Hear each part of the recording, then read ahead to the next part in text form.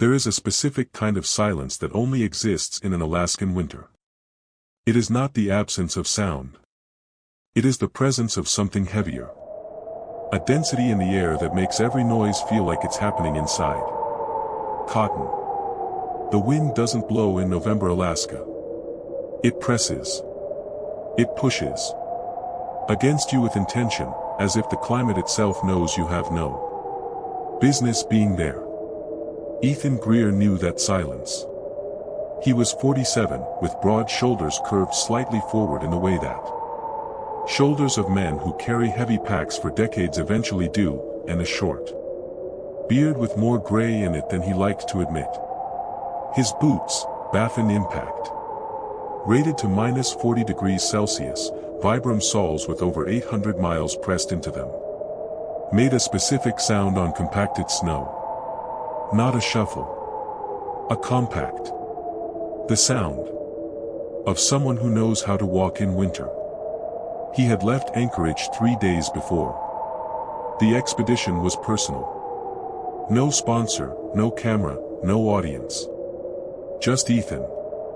A 35-pound pack, 6 days of freeze-dried food, and a simple objective. Traverse Skull Valley in the Alaska Range, document trail conditions for a future group trip he was planning in the spring. It was the kind of thing Ethan had done dozens of times. Solo winter expeditions in remote terrain were routine for him. He had camped at minus 35 degrees Celsius in the northern Yukon. Survived 3 days of complete whiteout in the Rockies without GPS, crossed Alaskan rivers in spring with the water chest high. Experience is not arrogance, it is knowing exactly what can go wrong and having a plan for every scenario. The problem with experience is that it creates blind spots. Not through lack of knowledge, but because the brain, after executing a protocol successfully hundreds of times, begins processing it automatically. The mental checklist that saved your life 10 times becomes routine. And routines don't generate alarm. The spot beacon, the satellite emergency device Ethan had carried on every expedition since 2011, was sitting on his desk in Anchorage, plugged into its charger. The charger had stayed home. He noticed on the second day. Stood still for a moment, feeling the weight of that absence. Then he did what experienced men sometimes do when they realize a mistake that can no longer be corrected. He rationalized. I have 6 days of food. The route is known. Conditions are stable. I'll be back before anything serious develops. Each of those thoughts was individually reasonable. Together, they formed the beginning of a chain of events that almost killed him. To understand what Ethan did over the next 4 days, you need to understand who he was before he fell into the river. He grew up in rural Oregon, son of a logger and an elementary school teacher. His father took him on his first camping trip at 6, not the kind with bathrooms and electric grills, but a tarp between 2 trees, a flint fire, and the clear instruction that if he wanted hot food, he would need to earn the fire himself. He earned it. 40 minutes. Blisters on both hands. But he earned it. At 19 he completed a 3-week survival course in the Utah desert, no food provided, no tent, just a knife and whatever the land offered. At 24, he spent an entire summer in the Yukon as a hunting guide. At 31, he completed a solo 400-mile winter crossing of northern Canada that nobody documented. Because Ethan thought documenting things for others to see diluted the experience. He wasn't an outdoor influencer. He was the kind of man outdoor influencers cite as a reference. Snow shelter construction, friction fire, animal traps, celestial navigation, water procurement without equipment, remote field first aid. Not hobbies. Tools. The difference being that tools are used when necessary, not displayed. But there was something in Ethan beyond the technical. He had read everything available on survival psychology, Lawrence Gonzalez, John Leach, Amanda Ripley, U.S. Navy studies on what separates survivors from victims in extreme situations. He knew that 90% of preventable deaths in survival situations happen in the first 24 hours, when panic hijacks the prefrontal cortex and turns competent adults into terrified children making fatal decisions. He knew the greatest killer in the wilderness is not cold, not hunger, not dehydration. It is the space between the years. That conviction, tested across decades, would be the only thing that did not go downstream with the pack when he fell into the river. The third day had started well. Partly cloudy, minus 14 degrees Celsius, light wind from the northeast. Ethan woke at 6:15 a.m. Boiled water for oatmeal, broke down camp with practiced efficiency, and was moving by 7:30 a.m. Goal, cross Skull Valley toward the eastern sector. 7 miles. One river. Crossing, Skull Creek, which had appeared frozen and stable in satellite images consulted before departure. The images were 4 days old. In 4 days with a temperature variation of even 3 or 4 degrees. Ice thickness decreases unevenly, especially where the current runs stronger beneath the surface. Skull Creek had done exactly that.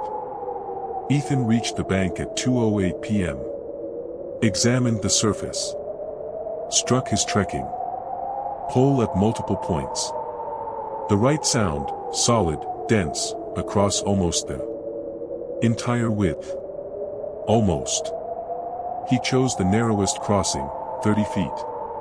Deliberate steps, testing each meter before transferring weight. 25 feet. Solid. At 28 feet, the tone changed. Not dramatically. A half-tone difference that anyone less experienced would have ignored. Ethan recognized it immediately and tried to back up. But thin ice doesn't give you time to back up. It cracked under his right foot. Then his left. And then there was no more ice. There was black water at 34 degrees Fahrenheit, a 35-pound pack pulling him down, and his brain firing in absolute emergency mode. Cold shock immersion is one of the most violent physical experiences the human body can undergo without direct trauma. The moment Ethan entered the water, his autonomic nervous system triggered an involuntary gasping reflex. The mouth opens, the lungs attempt to inhale, while the head is still submerged. It is the #1 cause of drowning in cold water immersion. Not hypothermia. Not muscular incapacitation. The gasping reflex that makes people inhale water before they have a chance to swim.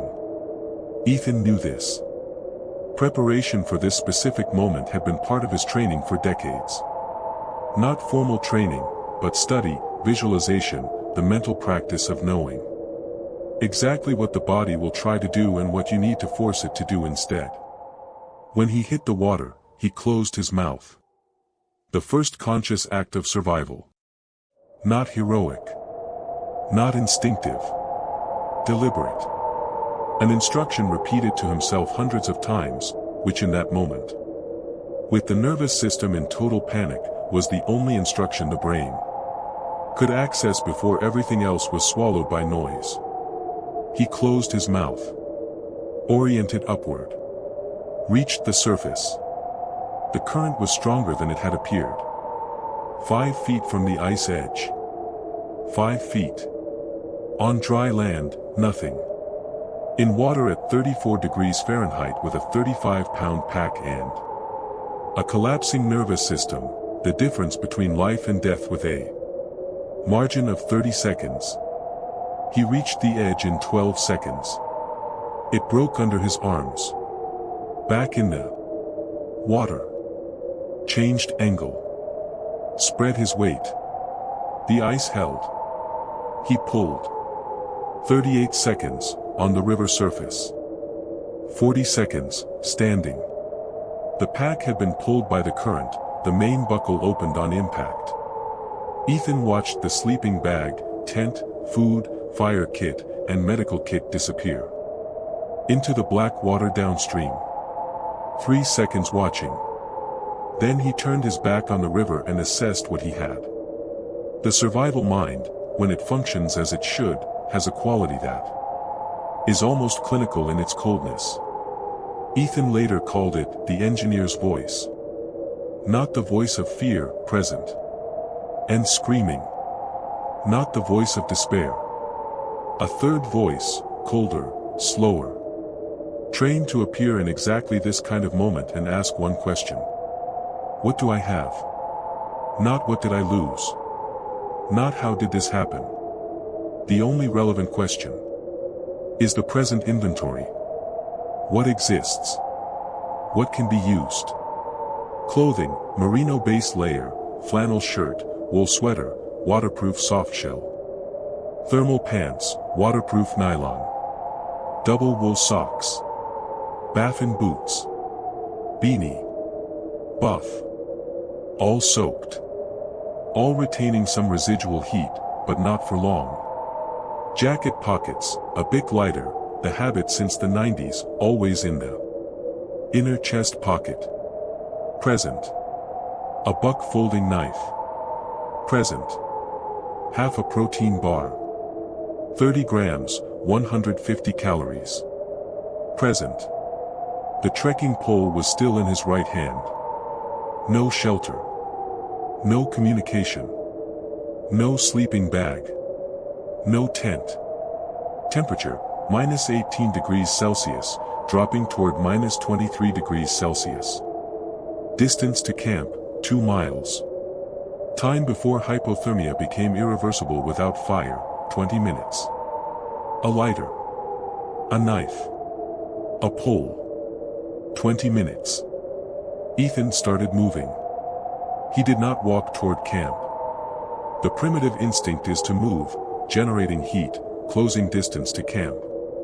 But moving soaked at minus 18 degrees Celsius accelerates heat loss through evaporation, burns metabolic reserves, and consumes the time needed to make fire before the hands stop working.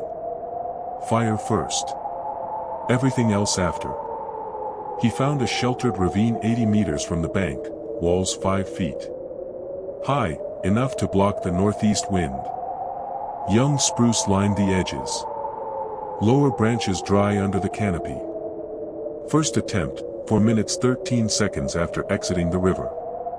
Hands already compromised, half-second delay between neurological intention and physical action. He built the fire bed, dead birch bark, pencil diameter spruce twigs, medium branches as a second layer. Attempts 1 to 7, sparks, no flame. Attempt 8, flame for 0.8 seconds. Birch bark had absorbed moisture. Attempts 9 to 14, scraped inner birch bark fiber. Drier, but hands now shaking visibly. Attempts 15 to 20, the shaking worsened. The most terrifying moment of the first minutes, he realized he could no longer feel the lighter between his fingers. He could see it, but the sensory feedback had cut out entirely.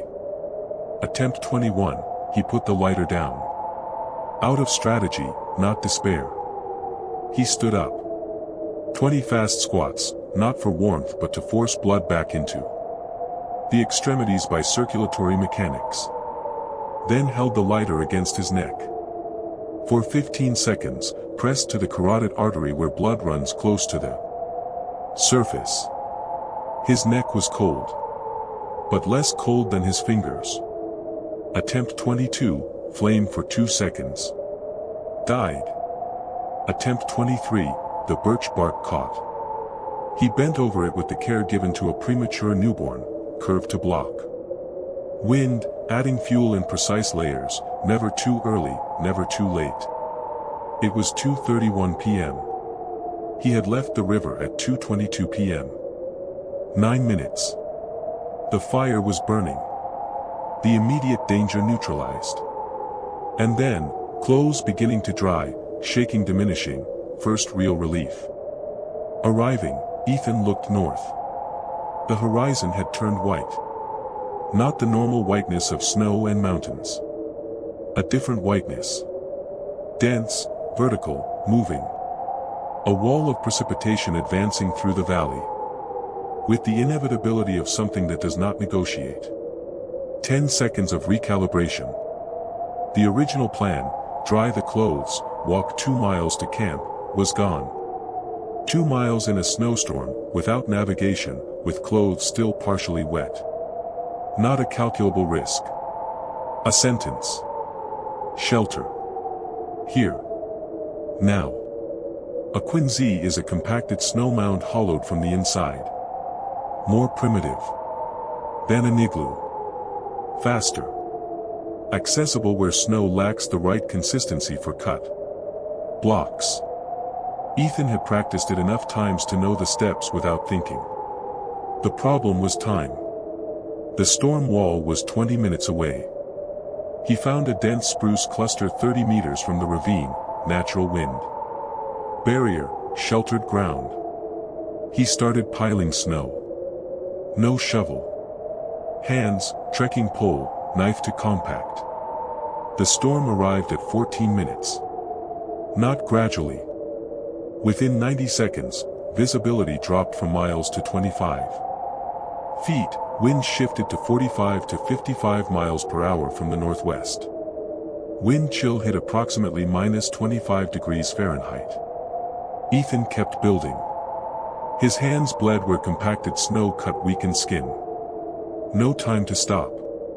At 4:17 p.m., 55 minutes after leaving the river, he drove the knife into the mound and began hollowing. The technique, sticks inserted during construction serve as wall thickness gauges. When a digging hand touches the inner end of a stick, depth is sufficient.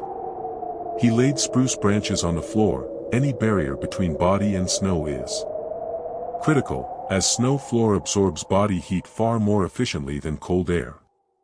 At 4:34 p.m., Ethan crawled in, pulled a snow slab across the entrance, and curled onto the branches.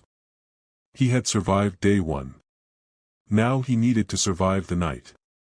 At 10 p.m., Ethan's core temperature had dropped to approximately 95.4 degrees Fahrenheit. Mild hypothermia.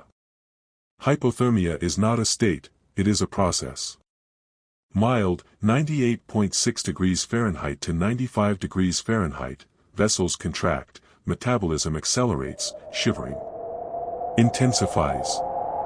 The shivering means the body is still fighting.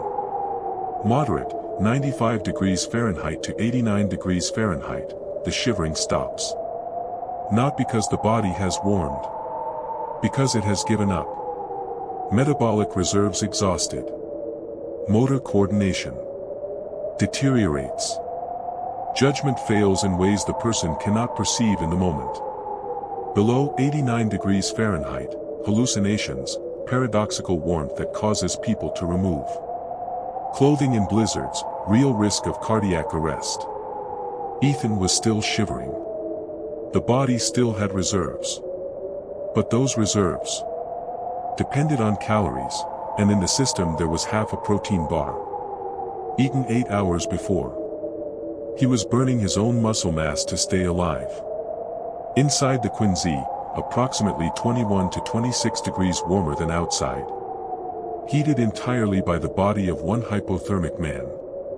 A precarious closed system. He did not sleep that night. Intervals of 10, 15 minutes, enough for the brain to process something like sleep, too short for real recovery. Each time he lost consciousness, the cold woke him back. At 3 a.m., he began talking to himself. Not out of despair. Out of strategy. He had learned this years before, reading accounts of prisoners in solitary confinement, castaways, climbers trapped in storms. Vocalization anchors the mind to the present in a way that silent thought cannot. When you think, the mind can wander, spiral, catastrophize at speeds conscious thought cannot follow. When you speak out loud, every word is an anchor. Core temperature stable. Shivering present. Shelter functional. Fire first. In the morning. Fire and water. 1 hour at a time. Just 1 hour at a time. He repeated variations of that list for hours. The storm lasted 14 hours. The Quinzhee had been partially buried. Ethan pushed against the entrance at 7:12 a.m. and found 40 centimeters of compacted snow. 18 minutes to dig out with his hands, knife inside, but the space too restricted to use it. He dug with fingers, wrists, forearms until he could get out. The valley had been completely transformed. Every landmark memorized the day before had disappeared under 60 to 80 centimeters of fresh snow. White, uniform, featureless. But what he noticed first was not the snow. It was the silence. After 14 hours of storm, the post-storm silence had a physical quality. Like pressure in the ears. Like the world had held its breath and hadn't yet decided whether to release it.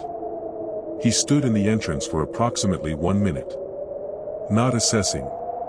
Not planning. Just existing in that silence, with -6 degrees Fahrenheit on his skin, no communication, 150 calories of food remaining, and a base camp confirmed. Destroyed by the storm. And it was in that moment, not during the fall, not during the 23 fire attempts, not during the 14-hour storm, that Ethan Greer felt real fear for the first time. Fear is a word we use to describe a vast spectrum of internal experiences. And this imprecision prevents us from understanding what actually happens in extreme survival situations. What Ethan felt at the river had been acute fear, cortisol and adrenaline flooding the system, sequencing pre-programmed motor responses. Efficient. Almost impersonal. What he felt at the Quinzhee entrance was different. The fear that comes from intellectual recognition, I am in real danger, the danger is sustained and not immediate, and the margin is much thinner than I would like. The neuroscience of sustained fear is disturbing. The amygdala, the brain's threat processing structure, when activated for prolonged periods, recruits cognitive resources from other regions. The prefrontal cortex, responsible for abstract reasoning and long-term planning, progressively loses capacity. Not completely, but enough that decision quality deteriorates in ways the person rarely perceives in the moment. Sustained fear makes you dumber. Not much, but enough to kill you. In the right context. Ethan knew that. Which created a paradox. He was afraid, he knew the fear was compromising his judgment, and he needed good judgment to get out of the fear. Knowledge doesn't eliminate the neurological process, but it can create a layer of metacognitive supervision, a voice above the fear that observes it from outside and tries to compensate. That voice was what saved Ethan Greer. Not once. Not in a single dramatic moment. But in hundreds of small moments. Over 4 days, when fear said stop and the voice said keep going, when despair said there is no point and the voice said next hour, when exhaustion said just a moment and the voice said if you lie down now you do not get up. The first thing Ethan did on day 2 was rebuild the fire. Not because he needed it immediately. Because fire was more than heat. It was psychology. The difference between being in control and being adrift. A man with fire has a base. A man without fire is just wandering. With the fire established, he executed the protocol built mentally the previous night, the system. Not an escape plan, a permanence plan. A daily framework. Transforming 24 hours of survival into specific, manageable tasks. Morning, fire. Water. Physical assessment. Water was critical. Dehydration in extreme cold is underestimated, thirst. Mechanisms are compromised in hypothermia, and cold dry air extracts moisture from every breath. Eating snow directly is counterproductive, the body burns metabolic energy warming it in the stomach. He melted snow in a birch bark cone over the fire. Slow. Laborious. Necessary. Afternoon, food search. Shelter improvement. Signal construction. Evening, inside the Quinzhee before dark. No night movement. The system was psychologically difficult to execute because it excluded an entire category of actions the survival instinct screamed to take. Try to walk to camp. High risk, no navigation, no calories to replenish. And camp was gone anyway. Move in a random direction hoping for a trail. Extreme risk, disorientation in uniform white, energy with no guaranteed return, the real possibility of walking deeper into wilderness. The system said, stay, be seen, last another day. Every instinct said, do something dramatic. The discipline to choose the system, hour after hour, that is not courage. In the conventional sense. It is the ability to trust a decision made by a calmer version of yourself against the screaming of the version that is afraid and cold and empty. On the afternoon of day 2, Ethan found animal tracks in the snow. Snowshoe hare. Fresh, less than 4 hours old based on edge definition. Along a natural game trail at the tree line. The kind of path worn into behavioral habits by repetition. His brain lit up in a way it hadn't since the fire caught on day 1. He had paracord. A single skein, forgotten in an interior jacket pocket. Not thought of during the initial inventory, background equipment. It became everything. 3 hours constructing a trigger snare system along the runway. Not a simple loop, a Paiute deadfall trigger adapted for live catch, positioned at 2 points where the tracks converged before splitting around a fallen spruce. Precise. Methodical. And for those 3 hours, Ethan was not a hypothermic starving man in an Alaskan valley. He was a craftsman solving a problem with available materials. The focus required to tie triggers with numb fingers. To set cord tension in cold stiffened paracord, that focus was itself a survival mechanism.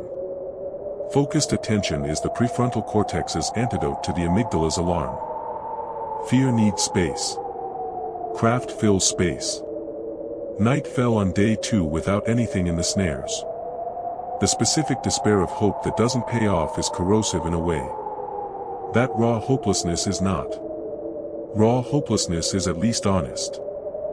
Failed hope carries the additional weight of having allowed yourself to want something. He lay in the dark and named it.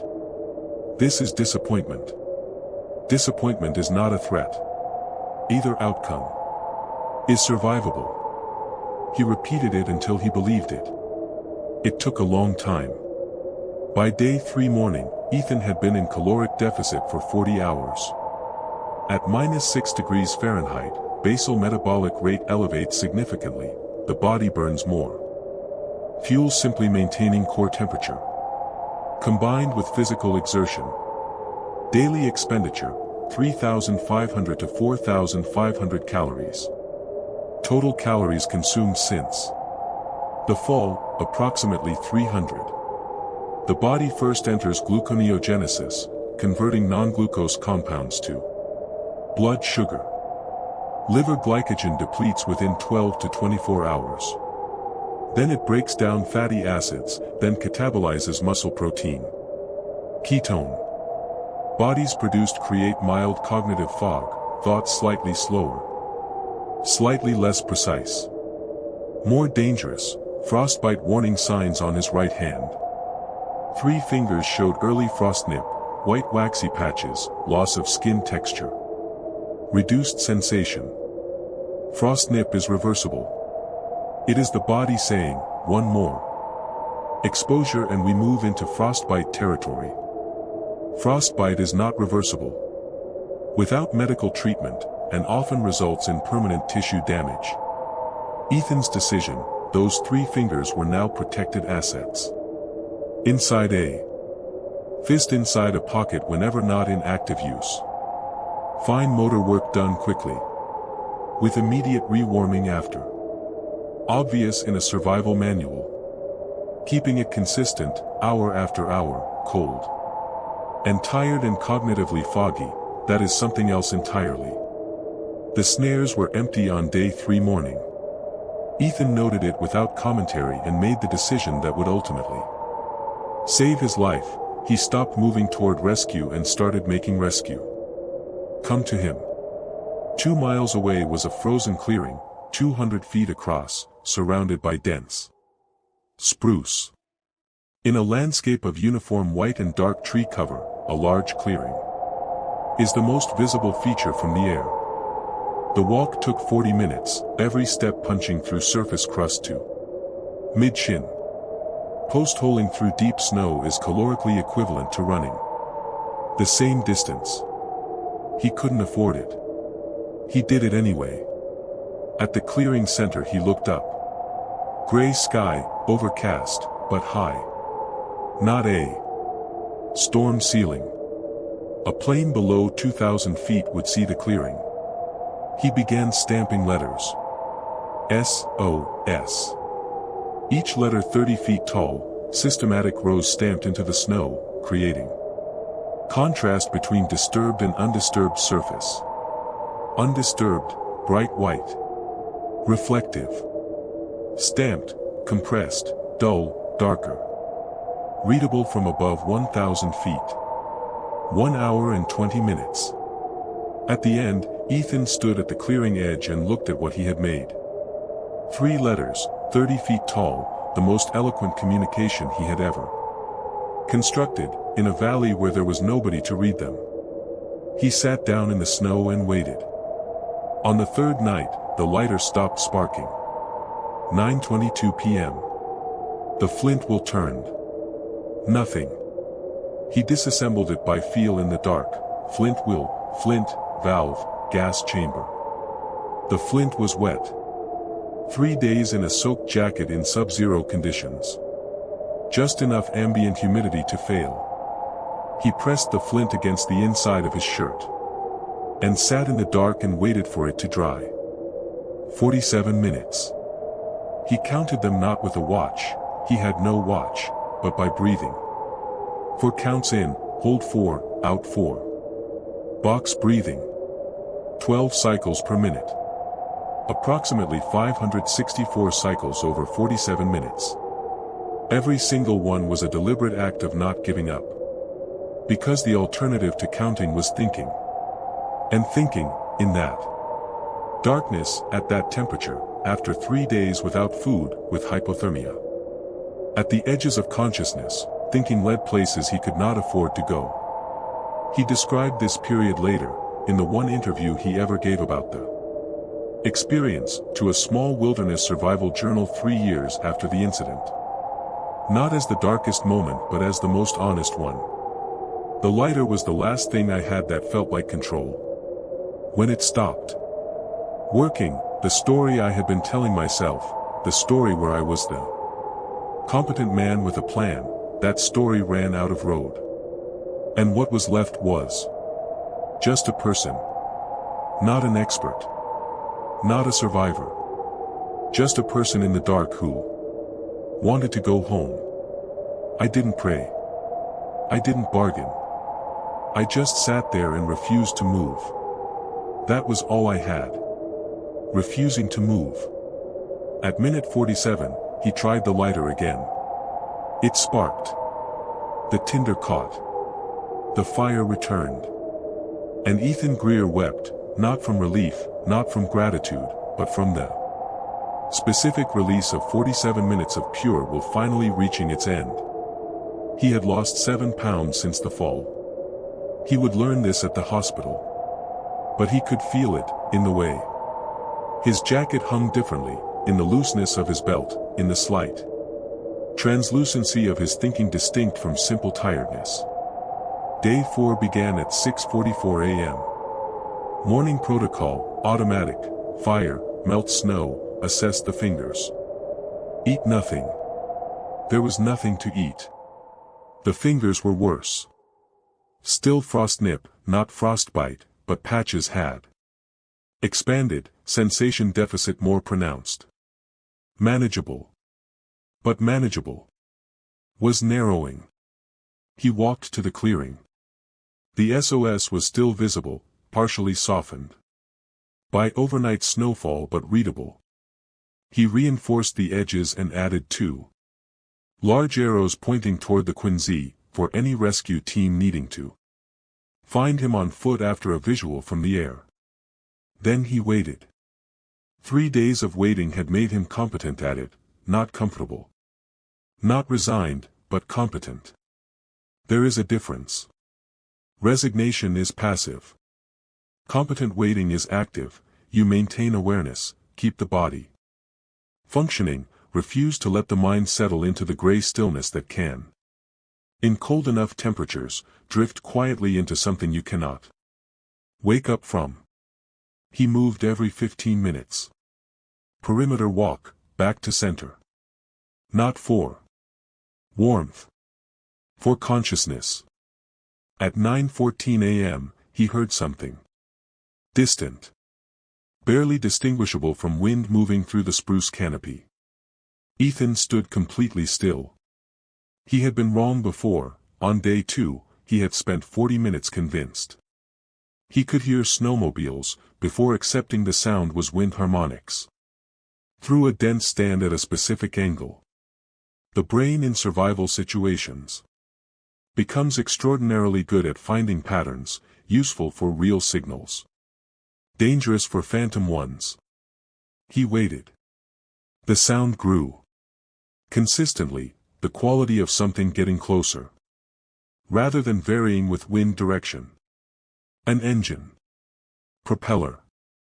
Single. Low. He moved to the center of the SOS and stood completely still, making himself the largest, most static human shape possible against the white. His jacket, dark olive green. He removed it. The merino underlayer was deep charcoal, more contrast than the jacket. He held it above his head, arms extended, and turned slowly. Movement is what eyes, trained or untrained, find first in a static environment. The sound grew louder. At 9:22 a.m., a Cessna 206 on a routine fish and wildlife patrol flight, deviating slightly south of standard route due to weather rerouting, broke below the cloud ceiling at the northern end of the valley. The pilot, Daniel Cross, was not looking for Ethan Greer. No missing persons report. No search coordinates. Half his attention on instruments, half scanning terrain for wildlife and ice conditions. He saw the SOS first. Then the figure, arms above its head, holding something dark against the sky. Cross banked into a sharp turn, circled twice, and reached for his radio. Alaska State Troopers received Cross's report at 9:24 a.m. Rescue helicopter airborne at 9:31 a.m., 67 miles southwest. At 10:05 a.m., 41 minutes after the Cessna first passed over the clearing, the helicopter descended into the valley. Rotor wash created a blizzard of loose snow that obscured visibility for the first 30 seconds. Ethan stood at the clearing edge and watched it come down. He had not allowed himself certainty until the helicopter was on the ground. Not out of pessimism, but from 3 days of carefully calibrated hope. Hope in survival situations requires calibration, too little and you stop doing the things that keep you alive, too much and when it fails, the crash can disable you. He had maintained functional hope, the belief that rescue was possible, combined with the refusal to depend on it. When the rotors slowed and a rescue medic in an orange suit moved toward him, the calibration no longer mattered. Ethan Greer's legs gave out. Not from injury. Not from cold. From the simple mechanical failure that happens when every muscle held rigid by sheer will for 96 hours is suddenly told it can stop. He went to his knees 8 feet from the clearing edge. The medic reached him in seconds. "Can you hear me?" "Yes." "Are you Ethan Greer?" "Yes." "Can you walk?" "Give me a moment." He stood up. He walked to the helicopter. He climbed in. Medical assessment on arrival. Core temperature, 93.2 degrees Fahrenheit. Moderate hypothermia. Below the mild threshold. Above the severe. Shivering still present, the body had not given up. Right hand, frostnip on 3 fingers. Superficial tissue damage. Full recovery expected with proper rewarming. Body weight, 7 pounds below pre-expedition baseline. Glucose, critically low. First intervention, 4 glucose drip. The medical equivalent of handing a car running on fumes a full tank of gas. Mental status, alert, oriented, full recall. No cognitive impairment. Beyond the expected fog of starvation and sleep deprivation.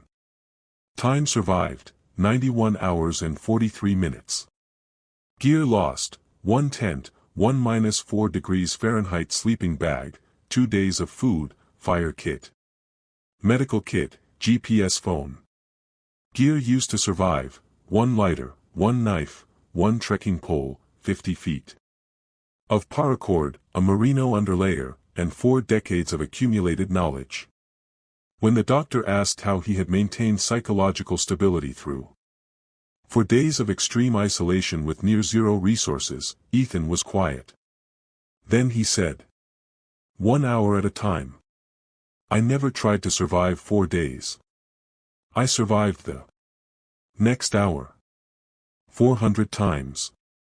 Ethan Greer made one mistake. He left the charger at home. Everything after that was not luck. Not talent. Not some extraordinary quality. The rest of us lack. It was the accumulated result of 1,000 small decisions made over 20 years of preparing for a moment exactly like this one. The habit of carrying a lighter in the chest pocket. The knowledge of Quinzhee construction practiced until automatic. The study of survival psychology that gave him language to name what fear was doing to his brain. The discipline to build a system and follow it. When every instinct said abandon it. None of those things were innate. Every single one was chosen. The distinction that matters most is not between the prepared and the unprepared. It is between people who treat preparation as an ongoing practice and people who believe past performance guarantees future protection. The cold does not care about your credentials. The ice does not check your experience before it cracks. The storm does not wait for a convenient moment. What did you bring that you cannot lose? Not the gear.